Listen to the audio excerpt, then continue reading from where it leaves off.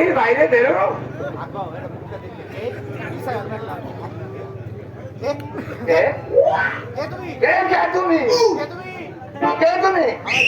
আমায় তুমি চিনতে পারছো না? আমি তোমার সাদের পুটি গো, সাদের পুটি। হ্যাঁ, তোমার অবস্থা কে করবো? তোমার অবস্থা যারা পাল্টে দিয়েছে। তার মানে পাড়ার ছেলেরা, পাড়ার ছেলেরা আমার যুবতী বউয়ের গায়ে আমার যুবতী বউয়ের গায়ে হাত দিয়েছে। চালাতে আমি বাস দিয়ে ছাড়বো। তোমাকে আমি দরজা বন্ধ করে তোমাকে না ঘরের দরজা বন্ধ করে বসে থাকতে বলেছিলাম। তুমি দরজা খুললে কেন? আমি দরজা খুলে কল তলে জল আনতে গিয়েছিলাম এই মুহূর্তে।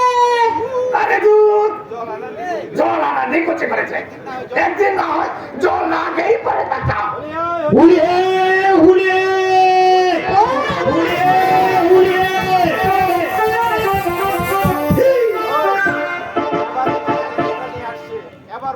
এবার বোধ হয় আলু যাত্রা নিয়ে আসছে। তাহলে এখন উপায়? তোমার উপায় তুমি করো, আমি এই রক্ত বুঝে নিয়েছি যে। আরে না না না না, এখানে ইঁদুরে গর্ত করেছে। ইঁদুরের গর্তে সাবল থাকতে পারে। আরে দু এই মাস্টারদের পাল্লাই পড়াচ্ছে। সাপের মুখে পড়া অনেক ভালো।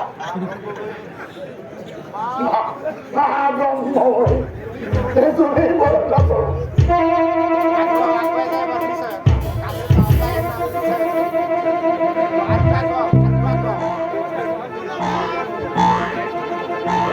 আর